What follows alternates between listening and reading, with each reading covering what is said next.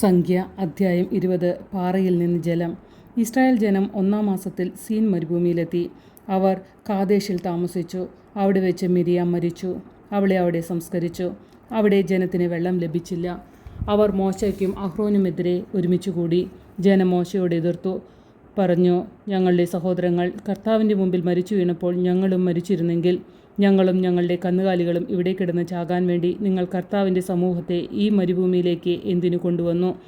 ഈ ദുഷിച്ച സ്ഥലത്തേക്ക് നയിക്കാൻ ഈജിപ്തിൽ നിന്ന് ഞങ്ങളെ കൊണ്ടുവന്നതെന്തിന്? ഇത് ധാന്യമോ അത്തിപ്പഴമോ മുന്തിരിയോ മാതളപ്പഴമോ കിട്ടുന്ന സ്ഥലമല്ല. കുടിക്കാൻ വെള്ളം പോലുമില്ല. അപ്പോൾ മോശയും അഹ്റോനും സമൂഹത്തിൽ നിന്ന് സമാഗമ കൂടാരവാതിക്കൽ ചെന്ന് സാഷ്ടാംഗം വീണു. കർത്താവിൻ്റെ മഹത്വം അവർക്ക് വെളിപ്പെട്ടു. കർത്താവ് മോശയോട് അരുളിച്ചെയ്തു, നിന്റെ വടി കയ്യിലെടുക്കുക. നീയും നിന്റെ സഹോദരൻ അഹ്റോനും കൂടി സമൂഹത്തെ വിളിച്ചുകൂട്ടി വെള്ളം പുറപ്പെടുവിക്കാൻ അവരുടെ മുമ്പിൽ വെച്ച് പാറയോട് ആജ്ഞാപിക്കുക. പാറയിൽ നിന്ന് വെള്ളം പുറപ്പെടുവിച്ച് ജനത്തിനും മൃഗങ്ങൾക്കും കുടിക്കാൻ കൊടുക്കുക. കൽപ്പനയനുസരിച്ച് മോശ കർത്താവിൻ്റെ മുമ്പിൽ നിന്ന് വടിയെടുത്തു. മോശയും അഹ്റോനും കൂടി പാറയ്ക്ക് മുമ്പിൽ ജനങ്ങളെ ഒന്നിച്ചുകൂട്ടി. മോശ പറഞ്ഞു, ധിക്കാരികളെ കേൾക്കുവിൻ. നിങ്ങൾക്ക് വേണ്ടി ഈ പാറയിൽ നിന്ന് ഞങ്ങൾ വെള്ളം പുറപ്പെടുവിക്കണമോ? മോശ കൈ ഉയർത്തി പാറയിൽ 2 പ്രാവശ്യം വടി കൊണ്ടടിച്ചു. ധാരാളം ജലം പ്രവഹിച്ചു. മനുഷ്യരും മൃഗങ്ങളും അതിൽ നിന്ന് കുടിച്ചു. കർത്താവ് മോശയോടും അഹ്റോനോടും അരുളിച്ചെയ്തു, ഇസ്രായേലിൽ എൻ്റെ വിശുദ്ധി വെളിപ്പെടത്തക്ക വിധം ദൃഢമായി നിങ്ങൾ എന്നിൽ വിശ്വസിക്കാതിരുന്നതുകൊണ്ട് ഞാൻ ഈ ജനത്തിന് കൊടുക്കുന്ന ദേശത്ത് ഇവരെ എത്തിക്കുന്നത് നിങ്ങളായിരിക്കുകയില്ല. ഇതാണ് മെരീബായിലെ ജലം. ഇവിടെ വെച്ചാണ് ഇസ്രായേലർ കർത്താവിനോട് മത്സരിക്കുകയും അവിടുന്ന് തൻ്റെ പരിശുദ്ധിയെ അവർക്ക് വെളിപ്പെടുത്തുകയും ചെയ്തത്. ഏദോം തടസ്സം നിൽക്കുന്നു. മോശ കാദേശിൽ നിന്ന് ദൂതന്മാരെ അയച്ച് ഏദോം രാജാവിനോട് പറഞ്ഞു, നിന്റെ സഹോദരനായ ഇസ്രായേൽ അറിയിക്കുന്നു, ഞങ്ങൾക്കുണ്ടായ കഷ്ടതകളെല്ലാം നീ അറിയുന്നുവല്ലോ.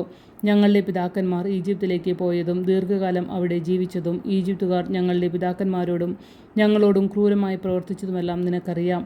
അപ്പോൾ ഞങ്ങൾ കർത്താവിനോട് പ്രാർത്ഥിച്ചു. അവിടുന്ന് ഞങ്ങളുടെ സ്വരം ശ്രവിച്ചു. തൻ്റെ ദൂതനെ അയച്ച് ഈജിപ്തിൽ നിന്ന് ഞങ്ങളെ കൊണ്ടുപോന്നു. ഇപ്പോൾ ഞങ്ങൾ ഇവിടെ നിങ്ങളുടെ അതിർത്തിയിലുള്ള കാദേശ് നഗരത്തിൽ എത്തിയിരിക്കുന്നു. നിങ്ങളുടെ ദേശത്തിലൂടെ കടന്നു പോകാൻ ഞങ്ങളെ അനുവദിക്കണം. വയലുകളിലോ മുന്തിരിത്തോട്ടങ്ങളിലോ ഞങ്ങൾ പ്രവേശിക്കുകയില്ല. നിങ്ങളുടെ കിണറ്റിലെ വെള്ളം കുടിക്കുകയില്ല. നിങ്ങളുടെ രാജ്യാതിർത്തി കടക്കുന്നതുവരെ ഇടം വലം തിരിയാതെ രാജപാതയിലൂടെ തന്നെ ഞങ്ങൾ പോയിക്കൊള്ളാം. ഏദോം രാജാവ് എതിർത്തു പറഞ്ഞു, നിങ്ങൾ കടന്നു പോകരുത്. കടന്നാൽ വാളുമായി ഞാൻ നിങ്ങളെ നേരിടും. ഇസ്രായേൽക്കാർ പറഞ്ഞു, ഞങ്ങൾ പെരുവഴിയിലൂടെ പോയിക്കൊള്ളാം. ഞങ്ങളോ ഞങ്ങളുടെ മൃഗങ്ങളോ നിങ്ങളുടെ വെള്ളം കുടിച്ചാൽ അതിന് വില തന്നുകൊള്ളാം. കടന്നു പോകാൻ അനുവദിക്കണമെന്നല്ലാതെ മറ്റൊന്നും ആവശ്യപ്പെടുന്നില്ല. അവൻ പറഞ്ഞു, നീ കടന്നു പോകാൻ പാടില്ല. ശക്തമായ സൈന്യവുമായി ഏദോം ഇസ്രായേലിനെതിരെ പുറപ്പെട്ടു. തൻ്റെ അതിർത്തിയിലൂടെ ഇസ്രായേൽ കടന്നു പോകുന്നത് ഏദോം തടഞ്ഞു.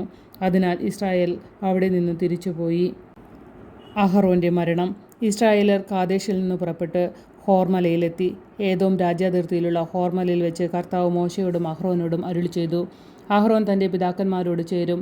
മെരീബ ജലാശയത്തിൽ വെച്ച് നിങ്ങൾ എൻ്റെ കൽപ്പനയെ ധിക്കരിച്ചതുകൊണ്ട് ഇസ്രായേൽ ജനത്തിന് ഞാൻ നൽകുന്ന ദേശത്ത് അവൻ പ്രവേശിക്കുകയില്ല. അഹ്റോനെയും പുത്രൻ എലയാസറിനെയും ഹോർമലയിലേക്ക് കൂട്ടിക്കൊണ്ടുവരിക. അഹ്റോൻ്റെ വസ്ത്രം ഊരി മകനായ എലയാസറിനെ ധരിപ്പിക്കുക. അഹ്റോൻ അവിടെ വെച്ച് തൻ്റെ പിതാക്കന്മാരോട് ചേരും. കർത്താവ് കൽപ്പിച്ചതുപോലെ മോശ ചെയ്തു. സമൂഹം മുഴുവൻ നോക്കി നിൽക്കെ അവർ ഹോർമലയിലേക്ക് കയറിപ്പോയി. മോശ അഹ്റോൻ്റെ വസ്ത്രമൂരി അവൻ്റെ മകനായ എലയാസറിനെ ധരിപ്പിച്ചു. മലമുകളിൽ വെച്ച് അഹ്റോൻ മരിച്ചു. മോശയും എലയാസറും മലയിൽ നിന്ന് ഇറങ്ങിപ്പോന്നു. അഹ്റോൻ മരിച്ചുപോയി എന്നറിഞ്ഞ് ഇസ്രായേൽ സമൂഹം മുഴുവൻ അവനെ ഓർത്ത് 30 ദിവസം ദുഃഖമാചരിച്ചു.